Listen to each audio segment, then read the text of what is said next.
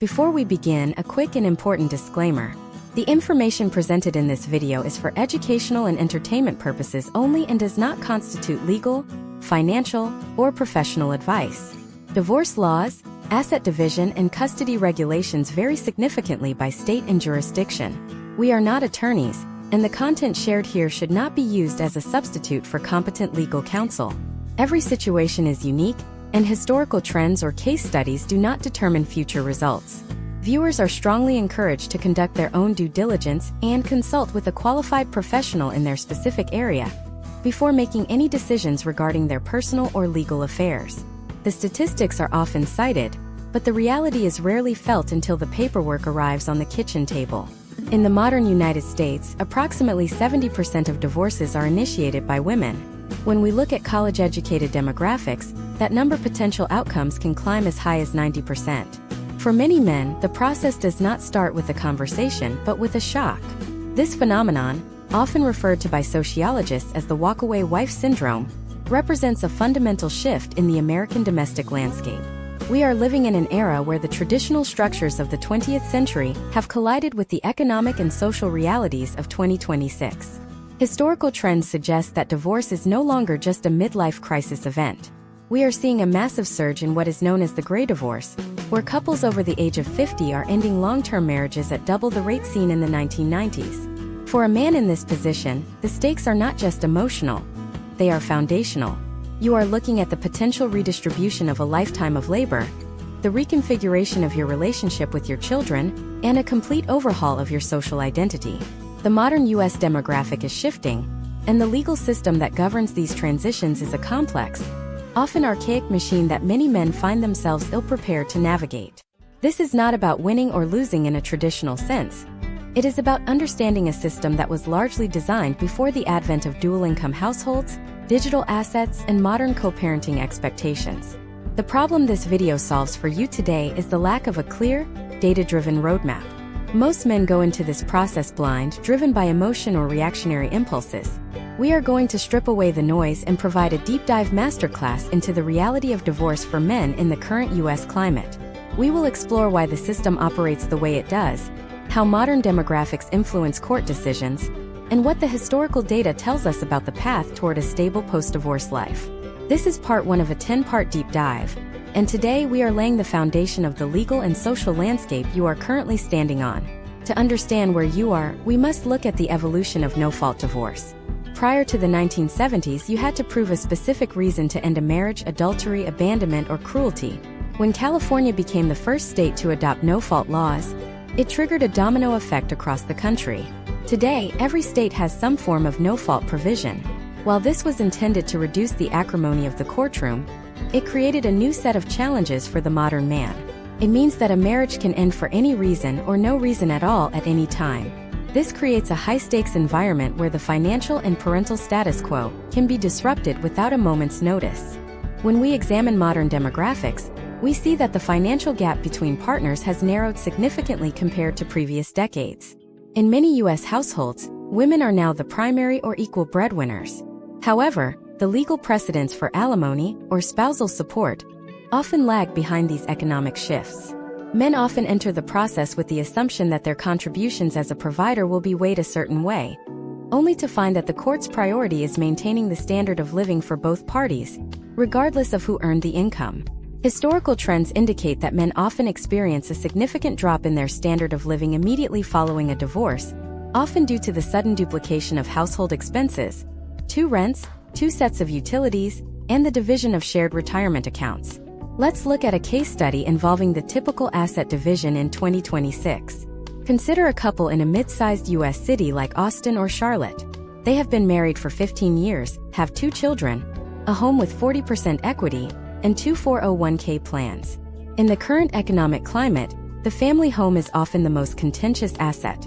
With interest rates and housing supply being what they are, the potential outcomes for the man often involve a choice: buy out the spouse's equity, which requires significant liquid capital, or sell the home and attempt to find a new residence in a volatile market. The historical trend of the man moving into a small apartment while the wife keeps the family home is still a common trajectory, but it is one that can be mitigated with a thorough understanding of equitable distribution versus community property laws. Furthermore, the parental landscape has shifted. We have moved away from the tender years doctrine, which historically favored mothers for custody, toward the best interest of the child standard. On paper, this is a gender-neutral standard. However, in practice, the modern demographic data shows that men still face an uphill climb in securing 50-50 physical custody in contested cases. Many men fall into the trap of the status quo. If, during the marriage, the mother was the primary point of contact for school and doctors, the court often seeks to maintain that continuity. This means part 1 of our deep dive is also about your behavior before the filing ever happens. Your involvement in the granular, day-to-day lives of your children is not just a moral good. It is a legal necessity in the eyes of a modern family court judge. The psychological impact on men in the U.S. demographic is another area that requires deep exploration. Men are statistically more likely to suffer from social isolation following a divorce. In many American marriages, the wife acts as the social coordinator. When that bond is severed, many men find their social circles shrinking overnight. This is compounded by the fact that men are often less likely to seek professional counseling or support groups. The historical data on male suicide rates and health declines following divorce is a sobering reminder that this is a holistic crisis, not just a legal one. In this masterclass, we are going to look at the 4 pillars of the modern divorce: the legal framework, the financial shield, the parental strategy, and the personal reconstruction. We will discuss how to identify the right legal representation, the importance of forensic accounting in an era of digital currency and complex investments, and how to navigate the mediation process to avoid the ruinous costs of a full-scale trial. The average contested divorce in the U.S. can cost anywhere from $15,000 to over $100,000 in legal fees alone. Understanding the potential outcomes of your specific demographic, your age, your income bracket, and your state of residence is the only way to protect your future. We are going to move beyond the surface-level advice you find on internet forums. We are going to look at the actual statutes, the case law trends of the mid-2020s, and the psychological strategies employed by top-tier negotiators. By the end of this series, you will not just have a better understanding of the process. You will have a comprehensive view of the landscape that allows you to move forward with clarity instead of fear. The goal is to transition from being a passenger in your own divorce to being an informed participant in the restructuring of your life. This is the reality of divorce for men in modern America, and it starts with accepting the data over the drama. To understand the financial architecture of a divorce in 2026, we have to look at the concept of the financial first strike. Imagine a man named Mark. Mark is a 45-year-old project manager living in a suburb of Phoenix.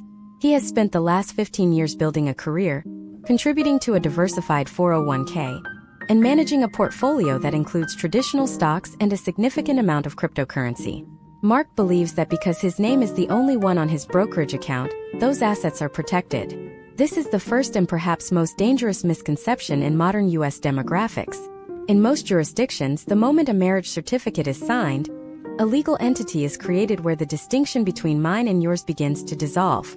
Historical trends in the United States show that the division of assets is governed by one of 2 primary legal frameworks: community property or equitable distribution. If Mark lives in a community property state like Arizona, California, or Texas, the law generally views the marriage as a 50-50 partnership. Everything acquired during the marriage, regardless of whose name is on the title, is typically split down the middle. However, the complexity arises when we look at the other 41 states that follow equitable distribution.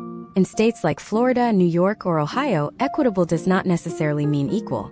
It means what the court deems fair. This fairness is calculated based on a multitude of factors, including the length of the marriage, the age and health of both parties, and the future earning capacity of each spouse. For men like Mark in 2026, the challenge is the valuation of non-traditional assets. Historical trends indicate that as our economy has shifted toward digital and intellectual property, the courtroom has had to catch up. Imagine if Mark's cryptocurrency portfolio was funded using income earned during the marriage. Even if the private keys are in his head and the hardware wallet is in his desk, that asset is likely marital property. In a deep dive analysis of modern cases, we see forensic accountants becoming a standard fixture in divorce proceedings. These professionals are trained to track digital footprints, looking for redirected dividends, hidden wallets, or sudden changes in lifestyle that suggest an attempt to dissipate marital assets. Potential outcomes for men who attempt to hide assets are often severe. ranging from being ordered to pay the other party's legal fees to losing a larger share of the visible assets as a penalty for bad faith negotiation. Let us look at a case study involving a business owner named David in North Carolina. David started a small HVAC company 3 years before he got married. Over 10 years of marriage, the company grew from a one-man operation to a fleet of 12 trucks. David assumed the business was his separate property because he started it before the wedding. However, in the 2026 legal landscape, we must consider the concept of active appreciation. If David used marital funds to buy new trucks, or if his spouse managed the books or even just maintained the household so David could work 80 hours a week, a portion of that business's growth is now considered a marital asset. The court may apply a professional valuation to the business, and David might find himself having to pay his spouse for the increased value of the company he built, even if they never officially worked a day there. This is often a massive shock to the system for entrepreneurs who view their business as an extension of their personal identity. The next layer of this masterclass is the reality of marital debt in 2026. In the current economic climate, the average U.S. household is carrying significant liabilities, from high-interest credit cards to student loans. If Mark's spouse went back to school to get a master's degree during the marriage, and that degree was funded by a joint loan, Mark might find himself responsible for a portion of that debt even though he will never see the benefit of that degree's earning power. Conversely, if a spouse has run up significant secret debt, the potential outcomes vary. Some courts will assign that debt to the person who incurred it, while others view it as a shared liability if the funds were used for family expenses. This underscores the necessity of a total financial audit the moment the word divorce enters the conversation. We must also discuss the role of temporary orders, known legally as pendant light orders. These are the rules of engagement that a judge sets early in the process, often within weeks of the initial filing. These orders can dictate who stays in the house, who pays the mortgage, and how much temporary support is paid while the case is pending. For many men, this is where the financial drain begins. If Mark is ordered to pay the full mortgage on the family home while also paying for a separate apartment and temporary spousal support, his monthly burn rate can exceed his take-home pay almost instantly. Historical trends suggest that these temporary orders often set a precedent for the final settlement. If a judge sees that Mark can survive on a fraction of his income for a year during the litigation, they may be more inclined to make that arrangement permanent. Step by step, a man navigating this needs to understand the discovery process. This is the legal phase where both sides are required to disclose everything. In 2026, this includes not just bank statements, but social media archives, location data from mobile devices, and even metadata from photos. Why? Because demographics show that lifestyle choices often contradict financial affidavits. If Mark claims he cannot afford spousal support, but his Instagram shows a recent luxury trip to Cabo, that evidence will be used to impeach his credibility in court. The depth of scrutiny in a modern divorce is unprecedented. Every transaction over a certain dollar amount will be flagged. Every transfer to a family member or friend will be viewed as a potential attempt to hide money. Another critical factor is the 2026 housing market. Historically, the family home was sold and the equity split. Today, with high interest rates and a lack of inventory, many men find that they cannot afford to buy a new home after giving up half the equity in the old one. We are seeing a rise in nesting arrangements, where the parents rotate in and out of the house while the children stay put, or deferred sale agreements where the house isn't sold until the youngest child graduates high school. While these may seem like practical solutions, they keep you financially tethered to your former spouse for years, preventing a clean break and delaying your ability to rebuild your own net worth. The financial deep dive concludes with the tax implications of 2026. Since the 2017 Tax Cuts and Jobs Act, alimony is no longer tax-deductible for the payer and is not considered taxable income for the recipient for federal purposes. This changed the math of divorce overnight. Before, a man might agree to a higher alimony payment because it lowered his tax bracket. Now, every dollar of support comes out of your post-tax income. This makes the negotiation for a lump sum asset split versus ongoing payments a high-stakes calculation that requires a detailed look at long-term capital gains and projected inflation. But as complex as the money is, it is often just the opening act. While you are counting pennies and protecting your retirement, a much more significant battle is often brewing. In the modern U.S. demographic, the role of the father has been redefined, but the legal system's default settings are still heavily influenced by the past. The most expensive mistake a man can make isn't losing a house or a car, it's losing his seat at the table in his children's lives. In Part 3, we move from the balance sheet to the bedroom hallway, diving into the psychological and legal traps of the modern custody battle, and why the primary parent designation is the most dangerous label you can be assigned. We will explore the data on why men lose custody before they even step into a courtroom, and the specific 2026 strategies used to tilt the scales of parental rights. The term primary parent is not just a description of who does the laundry or packs the lunchboxes. In the 2026 U.S. legal system, it is a high-stakes legal designation that often dictates the entire trajectory of a custody battle. When a judge looks at a family dynamic, they are searching for the status quo. This is the concept that the court should maintain the existing level of stability for the children above all else. For many men, the trap is set years before the divorce is even a thought. Historical trends show that even in dual-income households, the division of domestic labor often leans toward one parent handling the majority of the invisible labor, scheduling doctor appointments, communicating with teachers, and managing extracurricular calendars. If you have outsourced these tasks to your spouse, you have inadvertently handed them a powerful legal leverage point known as the primary caregiver status. Imagine a man named Michael in 2026. Michael is a senior software engineer in San Jose. He earns a high salary, which has allowed his family to live in a premium school district. He works from 8 a.m. to 6 p.m., often taking late-night calls with offshore teams. Because of his demanding schedule, his spouse, Sarah, has handled 90% of the school interactions and medical visits. When Michael enters the courtroom seeking 50-50 physical custody, he is met with a harsh reality. The court does not see Michael's financial provision as a form of parenting. Instead, they see a man who, by his own choice or necessity, has been an occasional participant in the daily lives of his children. Sarah's attorney argues that moving to a 50-50 split would be a radical disruption to the children's routine. The potential outcome in this scenario, supported by historical trends in California courts, is that Michael is granted the standard visitation schedule, every other weekend and one weeknight dinner. This is the primary parent trap in action. To navigate this, a man must understand the best interest of the child standard. This is the universal metric used across all 50 states, but it is deeply subjective. In 2026, judges are looking at a specific set of factors: the emotional ties between the parent and child, the capacity of the parent to provide food and medical care, the stability of the proposed home environment, and, crucially, which parent is more likely to allow the child frequent and continuing contact with the other parent. This last point is a double-edged sword. If you are seen as the gatekeeper who restricts access, the court may view you unfavorably.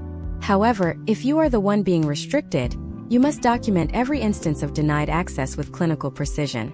Step by step, the documentation process in 2026 has moved beyond the paper journal. We are seeing the widespread use of court-mandated communication apps like Our Family Wizard or Talking Parents. For a man in Michael's position, every interaction on these platforms is a piece of evidence. In this masterclass, we must emphasize that your digital footprint within these apps can either validate your role as an active parent or reinforce the narrative that you are a distant one. Case studies from recent years show that fathers who actively participate in the digital scheduling of their children's lives, signing up for parent-teacher conferences, responding to medical alerts, and initiating FaceTime calls during their off time, are significantly more likely to secure joint physical custody. You cannot simply tell a judge you are a good father. You must show them the metadata that proves it. Consider the scenario of the right of first refusal. This is a common clause in 2026 custody agreements which states that if one parent is unavailable to watch the children for a set period, usually 4 to 8 hours, they must contact the other parent before calling a babysitter or grandparent. For a working man, this is a vital tool. If your spouse is seeking primary custody but frequently leaves the children with a third party while they run errands or socialize, the right of first refusal allows you to step in and claim that time. Over 6 months, these 4-hour blocks add up. They shift the status quo from you being a weekend visitor to being a consistent, daily presence. However, the 2026 demographic shift has also introduced a more complex challenge: the rise of geographic relocation cases. In a remote work economy, many parents seek to move to lower cost of living states following a divorce. If the primary parent decides they want to move the children from a high-cost area like Seattle to a more affordable city like Boise, the non-primary parent faces a monumental battle. Historical trends suggest that courts are increasingly skeptical of relocation if it severs the bond with the other parent, but only if that bond is already firmly established in the legal record. If you only have every other weekend, the court may determine that the move does not significantly change the existing relationship. If you have 50-50, the move is often blocked because it is viewed as inherently detrimental to the children's stability. We also have to address the sobering reality of tactical allegations. While the legal system is designed to protect truly vulnerable parties, historical data indicates a spike in domestic violence restraining orders and Child Protective Services reports filed precisely at the onset of divorce proceedings. In the U.S., a temporary restraining order is often issued on an ex parte basis, meaning only one side is heard before the order is signed. For a man, this can mean being removed from his home and barred from seeing his children for weeks or months before a full hearing occurs. This is why the first 72 hours of a divorce filing are the most critical. You must be beyond reproach. In 2026, this means avoiding all verbal confrontations, recording interactions where legal to do so, and ensuring your social media presence is entirely scrubbed of anything that could be misconstrued as aggressive or unstable. The potential outcomes for men who successfully navigate the custody phase are life-changing. 50-50 custody is no longer a radical idea. In many states like Kentucky, Florida, and West Virginia, it has become the legal rebuttable presumption. This means the court starts with the assumption that equal time is best and requires the opposing party to prove otherwise. If you live in one of these states, your strategy is defensive, protect your standing. If you live in a state that still favors a primary caregiver, your strategy is offensive. You must actively build a record that mirrors a 50-50 reality long before you reach a final hearing. This involves what we call the parental audit. Step 1. Who is the emergency contact at the school? If it is not you, change it today. Step 2. Who is the primary contact at the pediatrician's office? Ensure your email is on every record. Step 3. Are you attending the extracurricular practices, not just the games? The practices are where the parenting happens, the games are just the performance. In 2026, being a modern father means being an administrator as much as a caregiver. But even if you win the battle for time, there is a psychological war that many men are unprepared for. The legal process is a marathon that tests your emotional resilience and your ability to remain calm under extreme provocation. The modern U.S. demographic shows that men often struggle with the isolation of the litigation process, leading to mistakes that the other side will use to paint them as unfit. As we move into Part 4, we will dive deep into the psychological warfare of the high-conflict divorce. We will examine the data on parental alienation, how to recognize the signs of a scorched earth legal strategy, and the specific mental health resources and boundaries that men in 2026 are using to stay focused when the stakes couldn't be higher. We are going from the logistics of the calendar to the psychology of the courtroom. The psychological battlefield of a high-conflict divorce in 2026 is often where the most significant long-term damage is done, yet it remains the area where men are least prepared. Imagine a man named James, a 38-year-old marketing executive in Chicago. James has always prided himself on his ability to maintain composure in high-pressure boardrooms. However, as his divorce proceedings begin, he finds himself facing a scorched earth strategy designed specifically to dismantle his emotional stability. In the modern U.S. demographic, we are seeing a rise in litigation that utilizes psychological pressure as a primary tactic. This is not just about the law. It is about the endurance of the human spirit under the specific scrutiny of the legal system. Historical trends suggest that high-conflict divorces often involve at least one party with high-conflict personality traits. In 2026, the legal community has become increasingly adept at identifying these patterns, but the immediate impact on the man involved can be devastating. James finds that every text message he sends, every email he drafts, and every social media post he has ever shared is being meticulously curated to paint a narrative of instability. This is the first lesson in the psychology of the courtroom. You are no longer a person. You are a series of exhibits. The potential outcomes for James depend entirely on his ability to transition from a husband in pain to a litigant in control. A critical component of this psychological warfare is parental alienation. While the term is debated in some academic circles, the reality of its application in 2026 family courts is undeniable. Imagine if James's children, who previously had a robust and loving relationship with him, suddenly begin to parrot adult grievances. They use phrases like "James is not a safe person" or "My mother says you are trying to take our home." This is the hallmark of alienation, where one parent utilizes the children as a proxy for their own emotional conflict. Historical trends indicate that if this behavior is not identified and addressed early through professional intervention, the bond between the father and the children can suffer catastrophic erosion. For James, the instinct is to push back, to argue with the children, or to show them the evidence of the truth. However, in the 2026 legal climate, that is often viewed as further embroiling the children in the conflict. The step-by-step approach to neutralizing this involves a concept known as emotional regulation as a legal asset. In the modern U.S. court system, a man who loses his temper in a deposition or a hearing has essentially handed his opponent the case. We must look at the physiological reality. When James is under extreme stress, his brain enters a fight-or-flight state, flooding his system with cortisol and adrenaline. This inhibits the prefrontal cortex, the part of the brain responsible for logical decision-making and long-term planning. Case studies from 2026 show that men who utilize high-performance coaching or specialized therapy during their divorce are far more likely to maintain the cognitive clarity needed to navigate complex legal negotiations. To maintain this clarity, James must implement a strict communication protocol known as the BIF method: brief, informative, friendly, and firm. In 2026, where instant messaging apps are the primary form of communication, the temptation to engage in long-winded arguments is high. If James receives a provocative message at 11 o'clock on a Tuesday night, his biological response is to defend himself. The BIF method requires him to do the opposite. He responds with facts only. He removes all emotional adjectives. He keeps the message under 3 sentences.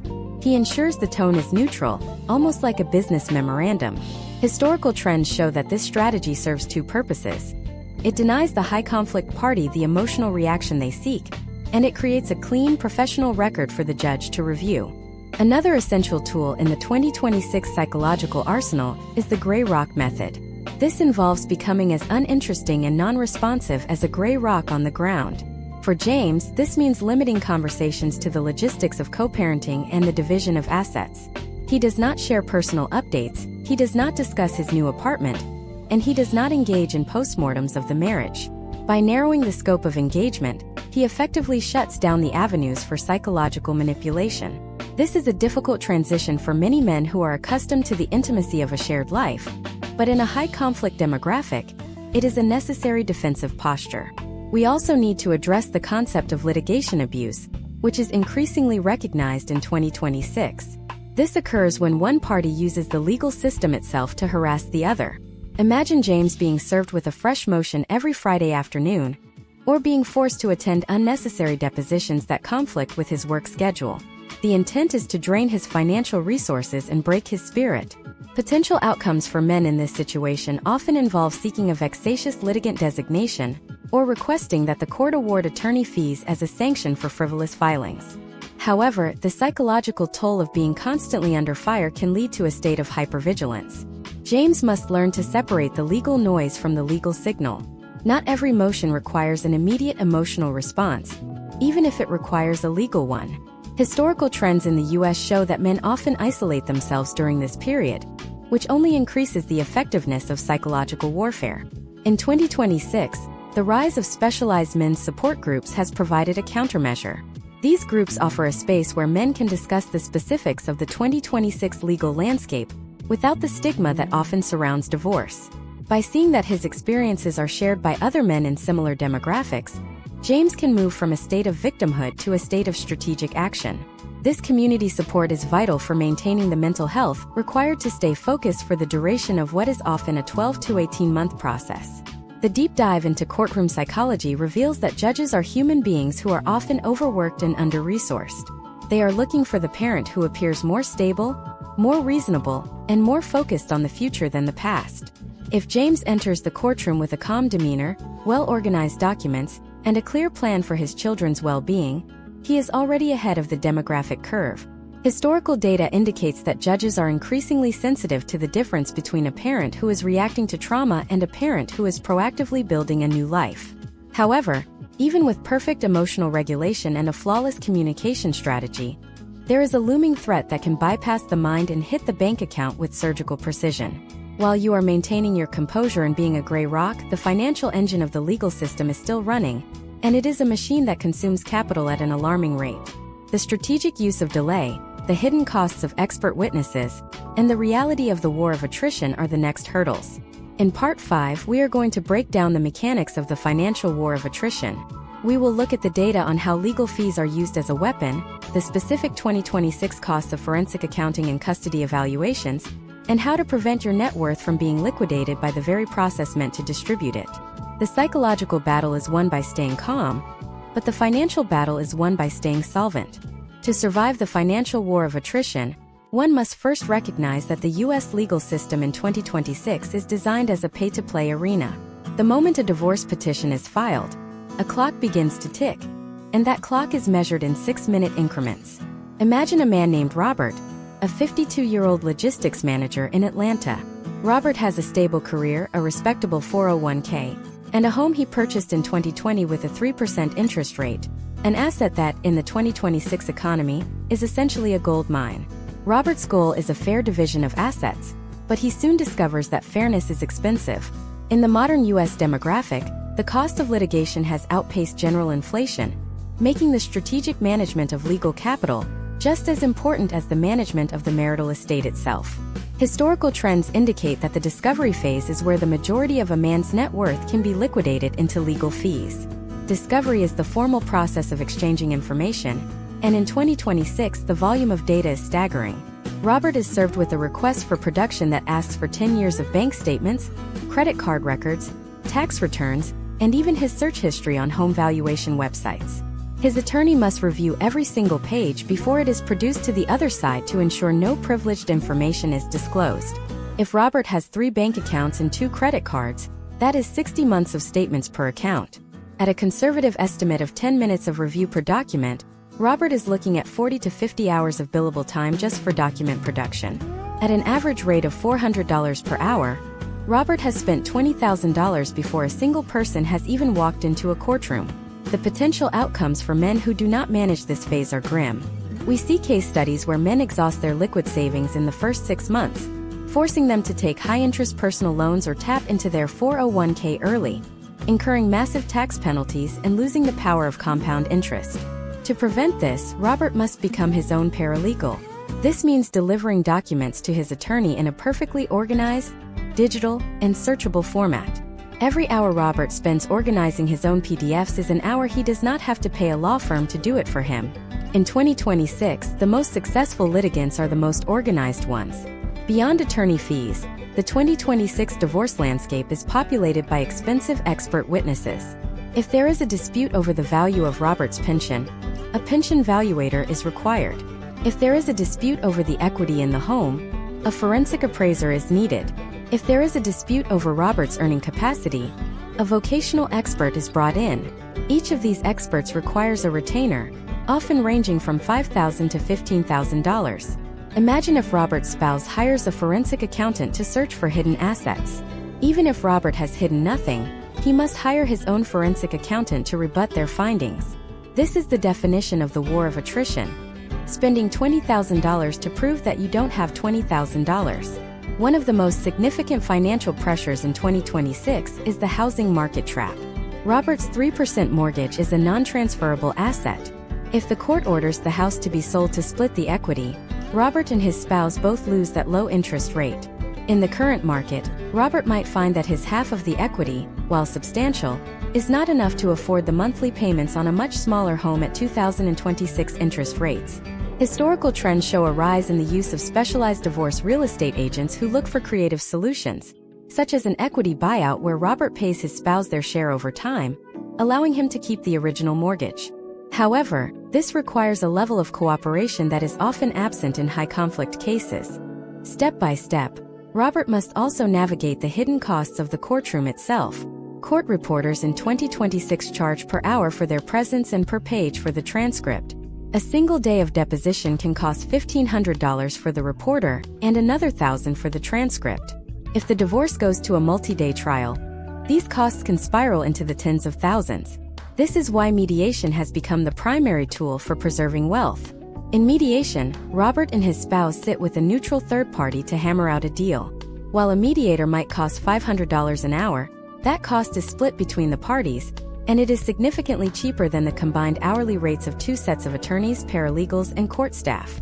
Potential outcomes in mediation are often more flexible than what a judge can order. A judge is limited by statute and must often use a meat-cleaver approach to asset division. In mediation, Robert can negotiate for assets that are most important to him. Perhaps he keeps the entirety of his 401k in exchange for giving up his interest in a vacation property. Historical trends suggest that settlements reached in mediation have a much higher rate of compliance than orders handed down by a judge. When people have a hand in creating the solution, they are less likely to fight it later. However, the strategy of delay can be used as a financial weapon. If one party has deeper pockets or access to family money, they may intentionally prolong the process to force the other side into a disadvantageous settlement. This is known as churning. Imagine if Robert's spouse files a motion for every minor disagreement, requiring Robert's attorney to draft a response, attend a hearing, and prepare an order. Each of these motions might cost Robert $3,000. After 5 or 6 of these, Robert's resolve begins to weaken. The defense against this is a focused, aggressive movement toward a trial date. In 2026, the most effective way to end the financial drain is to force a conclusion, even if that conclusion is a trial Robert was hoping to avoid. The 2026 economic environment also introduces the complexity of digital assets and modern investments. If Robert has invested in private equity or has unvested RSUs from his employer, the valuation becomes a moving target. The court must decide not just what those assets are worth today, but how to handle their future value. This often results in what is known as a deferred distribution, where the spouse receives a percentage of the asset only when it actually vests or pays out. This keeps the parties financially entangled for years, a scenario Robert must weigh against the cost of an immediate and potentially undervalued buyout. Protecting your net worth from liquidation requires a shift in perspective. You must stop viewing the divorce as a moral battle and start viewing it as a corporate dissolution. You are liquidating a partnership. Every emotional decision, such as fighting over a piece of furniture or a specific holiday, has a price tag attached. If you spend $5,000 in legal fees to win a $3,000 sofa, you have lost regardless of what the judge says. In 2026, the men who emerge with their wealth intact are those who can perform a cold, hard cost-benefit analysis on every single issue. But even with your finances secured and your legal strategy in place, there is a final calculation that often catches men off guard. It is the math that governs the rest of your life. The formulas for child support and alimony. In the modern U.S. demographic, these numbers are no longer just based on what you earn, but on what the state believes you should earn. In Part 6, we are going to dive into the black box of support calculations. We will examine the data on imputed income, the 2026 changes to alimony duration, and the specific ways that your career choices following a divorce can be used against you in the eyes of the law. We are moving from the assets you have built to the income you have yet to earn. The mathematics of a 2026 divorce is perhaps the most rigid and unforgiving part of the entire process. While the emotional and parental aspects are subjective, support calculations are often driven by cold, hard algorithms. In most of the United States, we have moved away from the era of a judge simply picking a number that feels right. Today, we live in the age of the black box, the state-mandated support guidelines. For men in the modern demographic, these formulas can feel like a financial sentence handed down by a calculator, but understanding the variables inside that box is the only way to influence the potential outcomes. Historical trends show that about 41 states now utilize the income shares model. This model is based on the philosophical idea that a child should receive the same proportion of parental income they would have received if the parents still lived together. Imagine a man named Chris, a 40-year-old account manager in Denver. In 2026, the state of Colorado, like many others, looks at the combined monthly net income of both Chris and his spouse. If Chris earns $10,000 a month and his spouse earns $5,000, the court sees a $15,000 household. The state then provides a table that says a $15,000 household should spend, for example, $2,000 a month on their 2 children. Because Chris provides 66% of the household income, his basic support obligation is 66% of that $2,000, plus 1. However, the 2026 landscape has introduced significant adjustments to these caps. In states like New York and Washington, the statutory income caps have been raised to reflect the reality of modern inflation and high earner demographics. As of March 2026, New York's combined income cap for child support has moved toward the $200,000 mark. In Washington state, Recent 2026 legislation has expanded the worksheets to cover combined monthly incomes up to $50,000. For a high earner like Chris, this means there is less judicial guesswork and more standardized, potentially higher monthly payments. The days of support being capped at a modest level are fading. The system is now designed to capture a larger percentage of high-tier earnings. But the real danger for men in 2026 is not the math itself. It is the concept of imputed income. This is the legal authority of the court to ignore what you are actually earning, and instead base your support payments on what they believe you should be earning. Imagine if Chris, burnt out by the stress of the divorce and wanting more time with his kids, decides to leave his high-pressure corporate job for a lower-paying role at a local nonprofit. He goes from earning $120,000 a year to $60,000. Chris assumes his child support will drop by half. In the 2026 courtroom, this is often classified as voluntary underemployment. Historical trends indicate that unless Chris can prove a medical necessity or a bona fide involuntary layoff, the court will likely impute his former salary to him.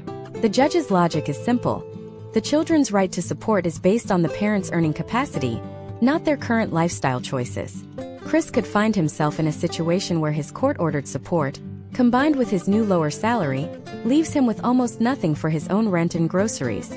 Step by step, if you are planning a career change, it must be documented as a necessity, not a choice, and ideally, it should happen well before or long after the final decree is signed. Another critical variable in 2026 is the parenting time offset. In the modern U.S. demographic, more men are securing significant parenting time, and the support formulas have evolved to reflect this. In many states, once a father crosses a certain threshold of overnights, often 25 to 35% of the year, the child support calculation shifts. The law recognizes that if the children are with Chris for 3 nights a week, he is directly providing food, shelter, and utilities for them during that time. This creates a sliding scale where the more overnights Chris has, the lower his transfer payment to the other parent becomes. This is why custody and money are inextricably linked. A difference of just 5 overnights a year can result in a shift of hundreds of dollars in monthly support. Now we must look at the second pillar of support: alimony or spousal maintenance. Unlike child support, which is almost universal, alimony in 2026 is becoming increasingly restricted. Historical trends show a nationwide movement toward the abolition of permanent alimony. In states like Florida and across the Midwest, the law has shifted toward durational alimony. This means the support is tied strictly to the length of the marriage. If Chris was married for 10 years, he might only be responsible for support for 5 years. The goal of the 2026 system is to provide a bridge to self-sufficiency for the lower-earning spouse, not a lifetime pension. However, the tax treatment of these payments is a trap that many men overlook. Under the current tax code, which remains in effect in 2026, alimony is not tax-deductible for the payer. If Chris is ordered to pay $2,000 a month in alimony, he is paying that with post-tax dollars. He has already paid the federal and state government their share, and then he hands over the remainder. Conversely, the recipient receives that money tax-free. This has fundamentally changed the negotiation demographics. In the past, high-earning men would trade more alimony for more assets because the tax deduction softened the blow. In 2026, that incentive is gone. Every dollar of alimony is a full dollar out of your pocket. We also have to consider the add-ons. Child support usually only covers the basics: food, clothing, and shelter. In 2026, the real expenses are found in the extras: health insurance premiums, uninsured medical costs, work-related childcare, and extracurricular activities. Most court orders will split these costs pro rata. If Chris earns 60% of the income, he pays 60% of the braces, 60% of the club soccer fees, and 60% of the summer camp. Without clear caps or a requirement for mutual agreement on these expenses in the final order, Chris could find his effective support obligation ballooning far beyond the base guideline amount. Case studies from 2026 suggest that the most successful outcomes for men involve a comprehensive support audit. This involves looking at the self-support reserve, a protected amount of income that the state deems necessary for the payer to survive. In 2026, the federal poverty guidelines have adjusted, and the self-support reserve has increased. If a support order would push Chris below this line, he has a strong legal basis to argue for a downward deviation. Very few men know this protection exists, yet it is a fundamental part of the 2026 statutory framework. The support phase of a divorce is a war of spreadsheets. It requires a clinical detachment from the emotions of the breakup. You are not paying for the past, you are being assessed on your future capacity.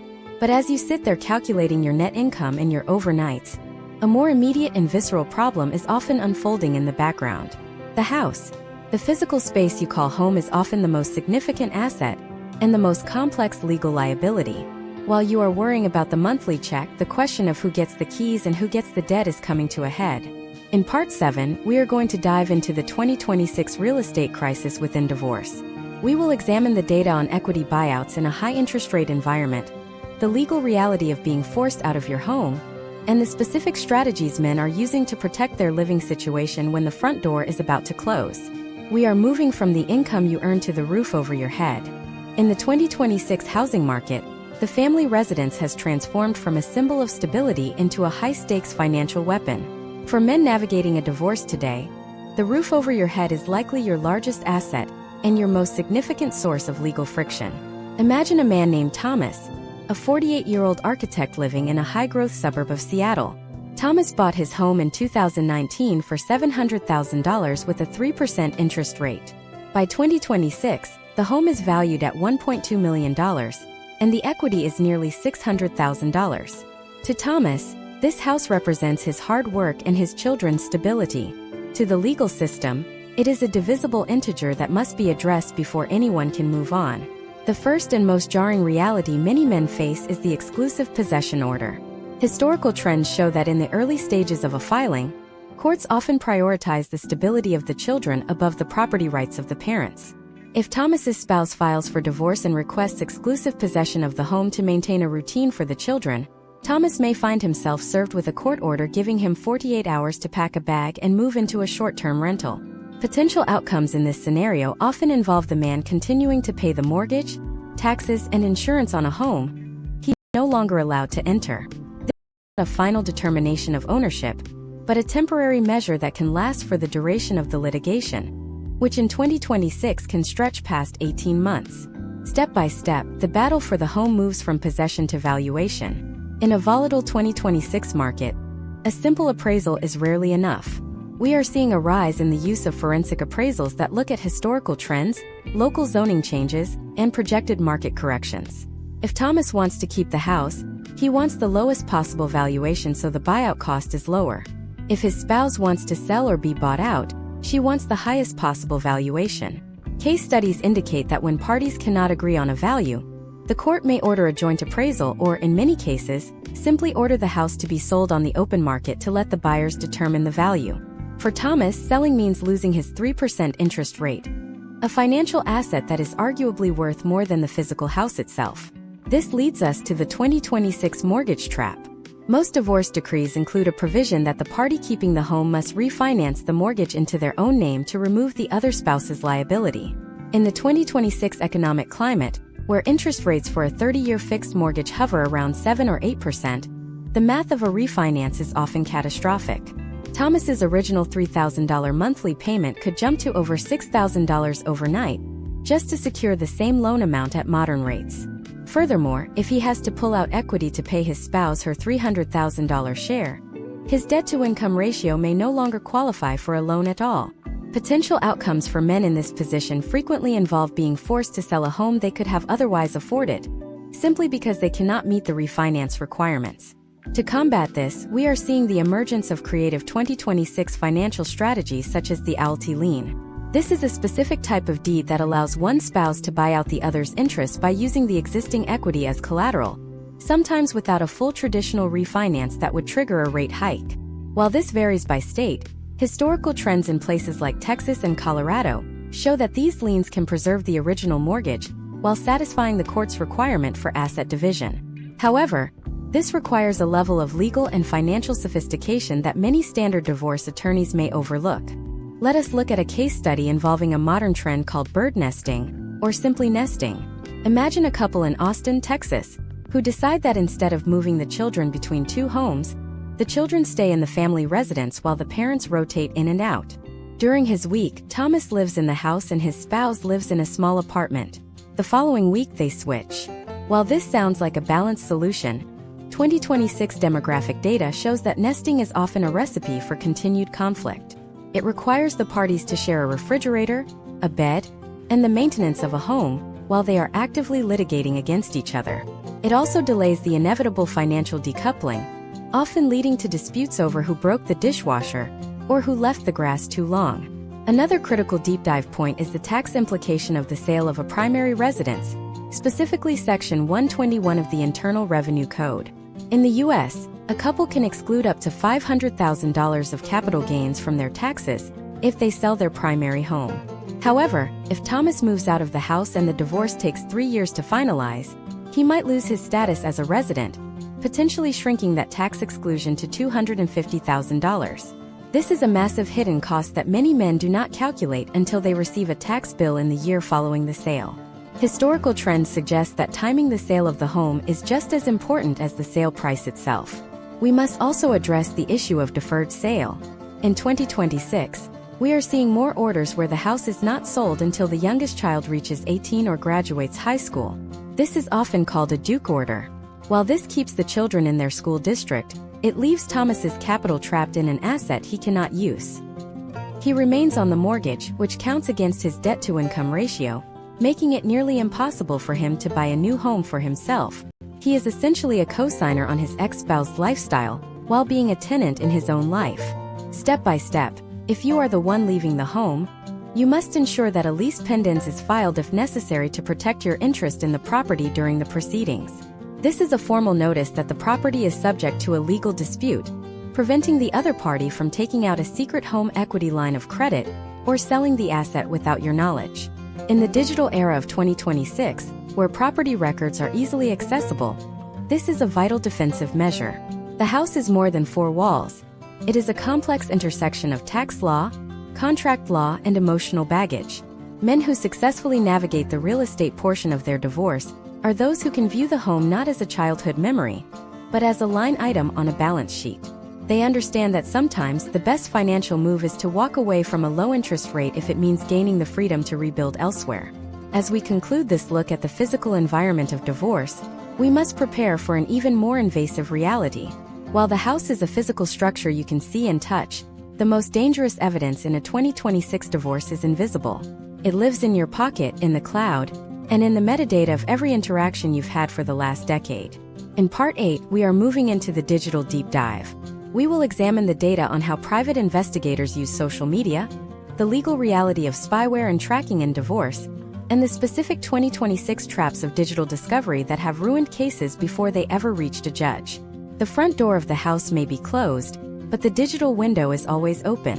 In the 2026 housing market, the family residence has transformed from a symbol of stability into a high-stakes financial weapon. For men navigating a divorce today, the roof over your head is likely your largest asset and your most significant source of legal friction.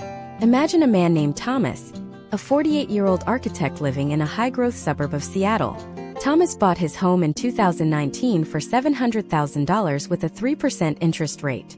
By 2026, the home is valued at $1.2 million, and the equity is nearly $600,000. To Thomas, this house represents his hard work and his children's stability. To the legal system, it is a divisible integer that must be addressed before anyone can move on. The first and most jarring reality many men face is the exclusive possession order. Historical trends show that in the early stages of a filing, courts often prioritize the stability of the children above the property rights of the parents.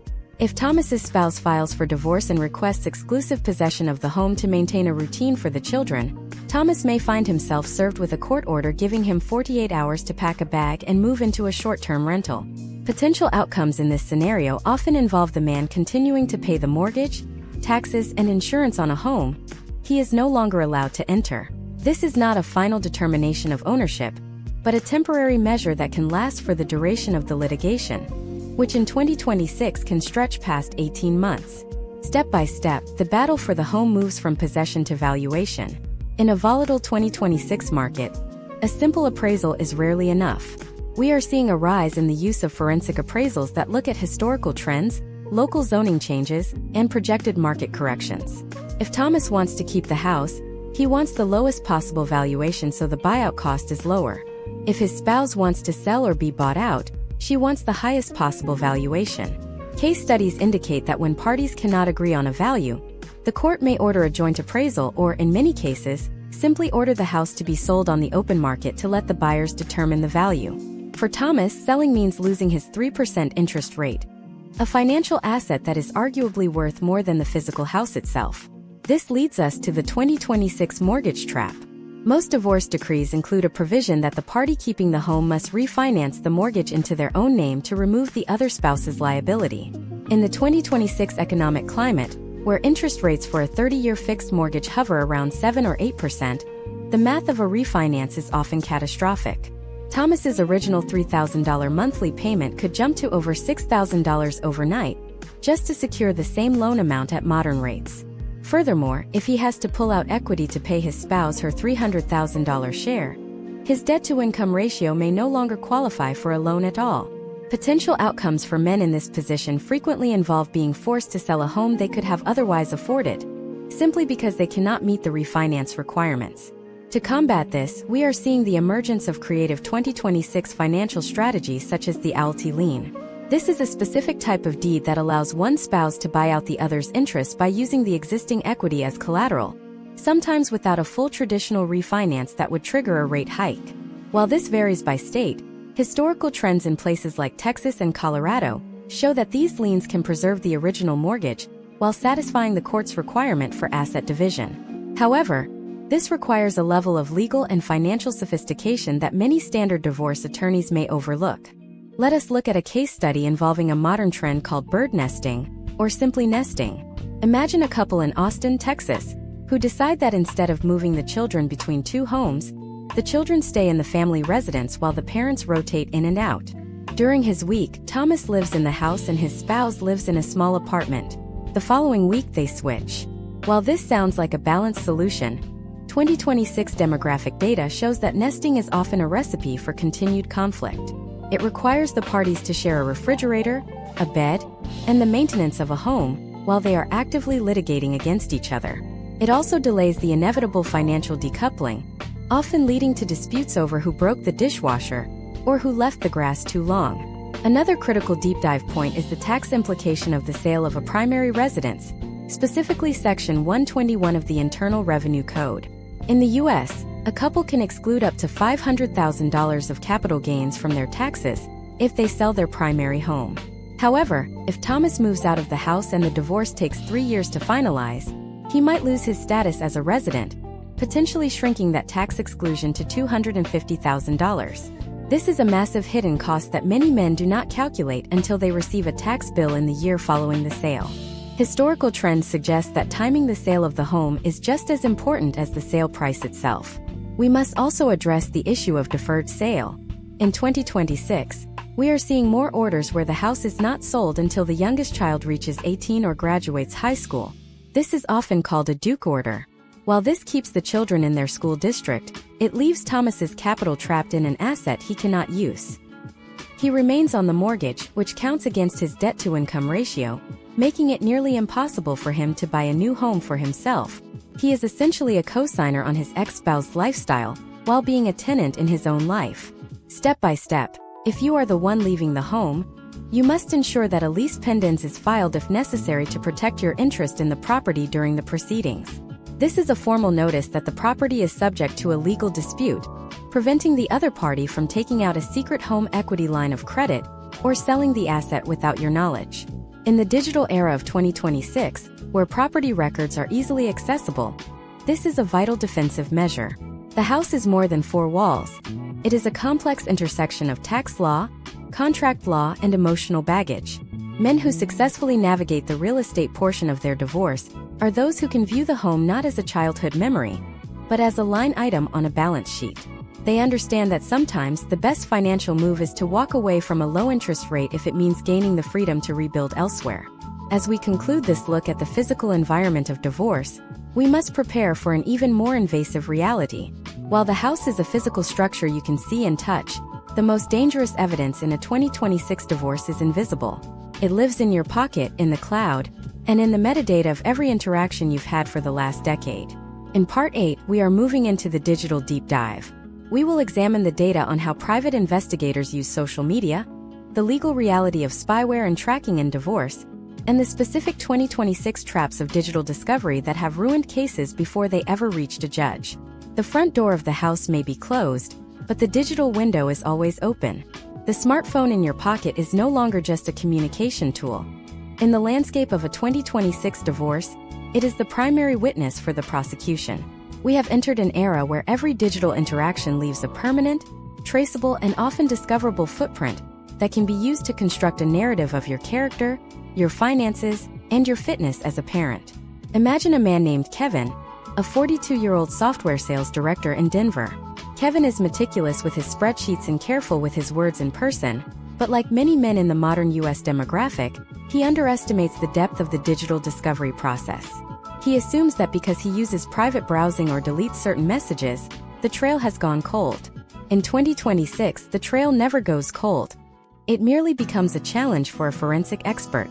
Historical trends indicate that digital evidence is now featured in over 90% of divorce filings in the United States. This evidence ranges from the obvious, such as text messages and emails, to the granular, such as the metadata embedded in a digital photograph. Step by step, we must look at how this data is harvested. When a legal hold is placed on your accounts, you are under a legal obligation to preserve all data. If Kevin decides to wipe his phone or delete his search history after receiving a summons, he is committing what the courts call spoliation of evidence. Potential outcomes for spoliation are severe. A judge may apply an adverse inference, which means the court will simply assume that whatever Kevin deleted was the worst possible evidence against him. In the eyes of a 2026 family court, a deleted message is often more damaging than an honest, albeit embarrassing one. The social media trap is the most common pitfall for men in Kevin's demographic. We live in a culture of performance, where we are encouraged to share our successes. Imagine if Kevin, feeling the weight of the divorce, decides to treat himself to a weekend in Las Vegas with friends. He doesn't post anything, but a friend tags him in a photo at a high-stakes poker table or a luxury suite. Kevin's spouse's attorney will use this as evidence of his lifestyle. If Kevin is simultaneously arguing in court that he cannot afford the requested level of child support, or that he needs to maintain the current division of assets to stay solvent, that single-tagged photo creates a perception gap that is almost impossible to bridge. Historical trends show that judges are increasingly skeptical of financial affidavits that are contradicted by the optics of a person's social media presence. In 2026, we must also address the rise of Internet of Things surveillance. The smart home that Kevin helped build, the Ring doorbells, the Nest thermostats, the Alexa speakers, is a network of potential informants. Case studies from recent years show that location data from smart thermostats can be used to prove that a parent was not home when they claimed to be exercising their parenting time. Audio recordings from smart speakers have been subpoenaed to corroborate claims of verbal altercations. Even the data from a shared Peloton account can be used to track movement and habits. For a man like Kevin, the first step in a 2026 divorce is a total digital audit. This involves changing every password, enabling two-factor authentication on accounts that are strictly personal, and most importantly, understanding which accounts are still legally shared. One of the most complex areas of digital discovery involves the recovery of deleted data. In 2026, forensic tools have become highly accessible to legal teams. Even if Kevin deletes a WhatsApp thread, the fragments of those messages often remain in the phone's unallocated space, or in a cloud backup he forgot existed. Forensic experts can reconstruct these threads, often revealing the context of a conversation that Kevin thought was gone forever. Furthermore, we are seeing the widespread use of AI-driven discovery tools. These programs can scan 10,000 of Kevin's emails in seconds, looking for keywords related to hidden assets, such as crypto, transfer, offshore, or cash. The efficiency of this technology means that nothing is too small to be found. LinkedIn has become a surprising battlefield in the modern U.S. demographic. Kevin, wanting to advance his career, keeps his LinkedIn profile updated with his latest promotions, his sales targets, and his professional accolades. However, if his LinkedIn profile says he is a top performer who just closed a $10 million deal, but his financial disclosure in the divorce says his commissions are down and his income is unstable, he has created a sworn contradiction. Historical trends indicate that attorneys will use LinkedIn as a primary tool for imputing income. They will argue that if the professional world sees Kevin as a high-earning superstar, the court should view him the same way when calculating support obligations. The issue of tracking devices is another 2026 reality that borders on the dystopian. We are seeing a massive spike in the use of small, inexpensive Bluetooth trackers like AirTags. Imagine if Kevin finds one hidden in the lining of his child's backpack or under the bumper of his car. In many states, this falls into a legal gray area. Is it parental protection or is it stalking? The potential outcomes depend heavily on the state's specific privacy laws and the existing court orders. For Kevin, the discovery of a tracker requires an legal response, not a personal one. Confronting the other party or retaliating with his own tracking device is a guaranteed way to lose the moral high ground in front of a judge. To navigate this, Kevin must implement a digital clean room strategy. This means moving all sensitive legal communication to a secure, encrypted platform that is separate from his daily life. It means assuming that every text message he sends to his spouse will eventually be read aloud in a courtroom. It means pausing all social media activity indefinitely. In the 2026 demographic, the men who protect their cases are the ones who treat their digital life with the same level of security as a corporate whistleblower. You must be transparent with the court but invisible to the opposition's phishing expeditions. Step by step, Kevin needs to secure his cloud storage. Most people have their photos, contacts, and messages synced to a central cloud account that is often accessible via a shared family iPad or a computer still in the marital home. If Kevin doesn't delink these devices, his spouse can see his location, his new contacts, and his private photos in real time. This is not hacking. It is simply utilizing the features of a connected ecosystem. Securing your digital life is not about hiding the truth. It is about ensuring that the truth is presented in the proper legal context, rather than being leaked in fragments to be used against you. The digital deep dive is the final frontier of the discovery process, and it often provides the smoking gun that ends a case. But as the data is collected and the forensic reports are filed, the focus of the divorce eventually shifts from the evidence of the past to the reality of the future. The courtroom doors will eventually close, the final decree will be signed, and the legal battle will end. But for many men, the end of the divorce is just the beginning of a much more difficult journey. In Part 10, the final part of our masterclass, we are going to look at the reconstruction. We will examine the data on post-divorce life for men in 2026, the specific strategies for building a new net worth from scratch, and how to navigate the social and emotional landscape of a world that has been completely redefined. The decree is just a piece of paper. What you do the day after it's signed determines the rest of your life. The morning after the final decree is signed brings a silence that many men find deafening. Imagine a man named Brian, a 46-year-old operations manager in Columbus, Ohio. The 3-year legal marathon is over. The dust has settled on the asset division, the custody schedule is set, and the lawyer's final invoice has been paid. Brian sits in his new 2-bedroom apartment, surrounded by the boxes that contain the fragments of his previous life. This is year 0. In the 2026 U.S. demographic, the post-divorce reconstruction phase is where the long-term success of a man is truly determined. Historical trends suggest that while the divorce itself is a crisis of the present, the recovery is a strategic mission for the future. The first pillar of Brian's reconstruction is the financial pivot. In 2026, the economic landscape is characterized by higher living costs and a more complex tax environment for single filers. Brian's net worth has been reduced by 55% due to the combined impact of asset division and significant legal fees. To rebuild, Brian must move from a defensive mindset to an aggressive wealth-building strategy. Studies of men in their mid-40s indicate that the potential outcomes for those who fail to adjust their lifestyle immediately are often characterized by a permanent decline in standard of living. Brian begins by performing a granular audit of his new cash flow.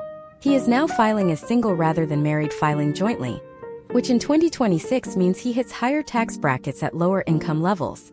He must account for the fact that his standard deduction has been halved, and he may no longer qualify for certain credits he previously relied upon. Step by step, Brian focuses on credit restoration. During the divorce, joint accounts were closed, and the high utilization of credit cards to cover legal retainers may have caused a temporary dip in his credit score. In the 2026 credit market, where interest rates for personal loans and auto financing remain elevated, a high credit score is a vital tool for recovery. Brian ensures that every bill, including the new utility accounts and the rent for his apartment, is paid on time. He utilizes secured credit products if necessary to demonstrate a new history of responsible individual credit use. Historical trends show that men who proactively manage their credit in the first 12 months post-divorce are significantly more likely to qualify for a solo mortgage within 3 to 5 years. The second pillar is the establishment of the co-parenting business. Brian and his former spouse are no longer romantic partners, but they are now the joint CEOs of a small high-stakes organization, their children's future. In 2026, the most successful co-parenting models are those that utilize a business professional communication style. Brian adopts a policy of 24-hour response times for non-emergencies. He keeps all communication on a dedicated co-parenting app, which provides a searchable, time-stamped record that reduces the potential for misunderstandings. Imagine if Brian's former spouse attempts to change the holiday schedule at the last minute. Instead of engaging in a heated phone call, Brian references the specific section of the final decree and responds with a neutral, fact-based message. This approach, often called parallel parenting, is highly effective in high-conflict demographics because it minimizes personal interaction while maximizing structural consistency for the children. Furthermore, Brian must navigate the social and emotional landscape of 2026.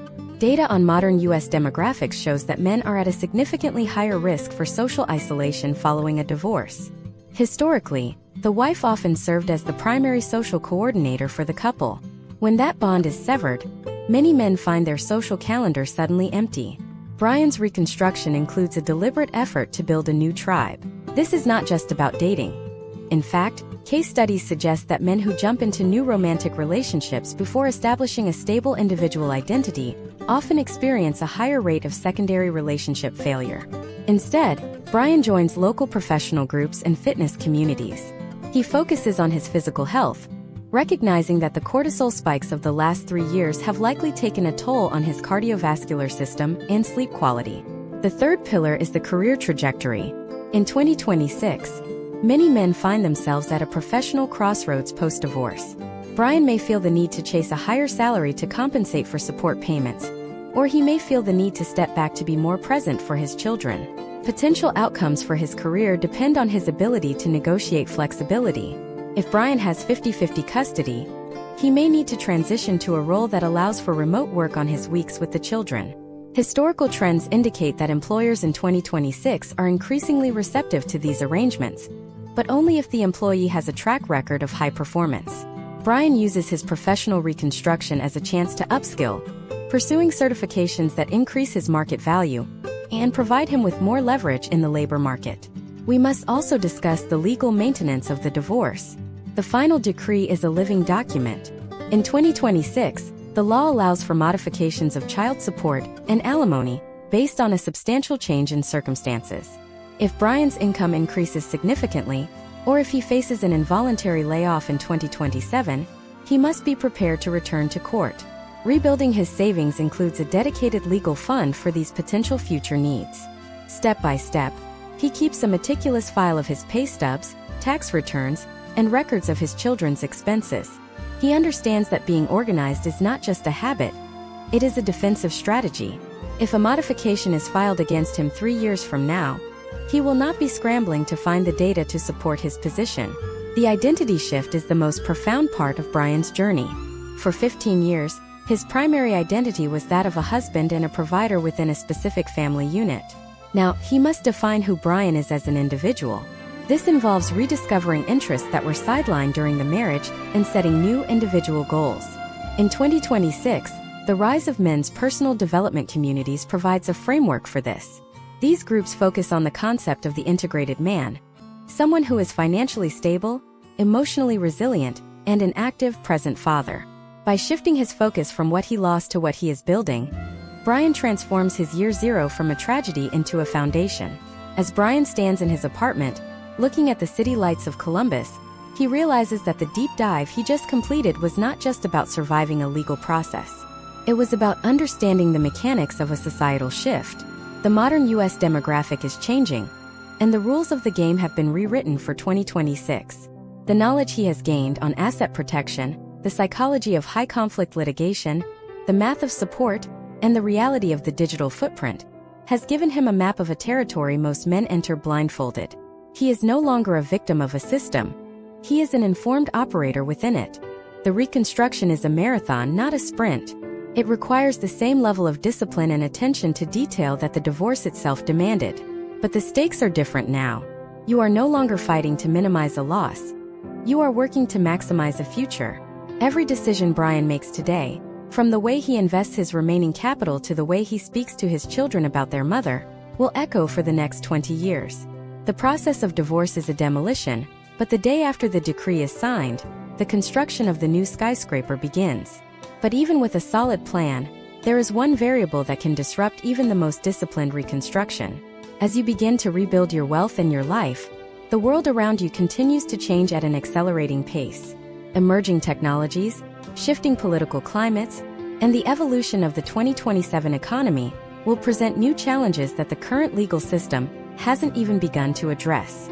The tools you use today are essential, but the ability to adapt to what's coming next is what separates those who simply recover from those who truly thrive. Stay tuned as we prepare to explore the next frontier of the modern male experience, where we look at the intersection of technology, wealth, and the future of the family unit in an increasingly unpredictable world.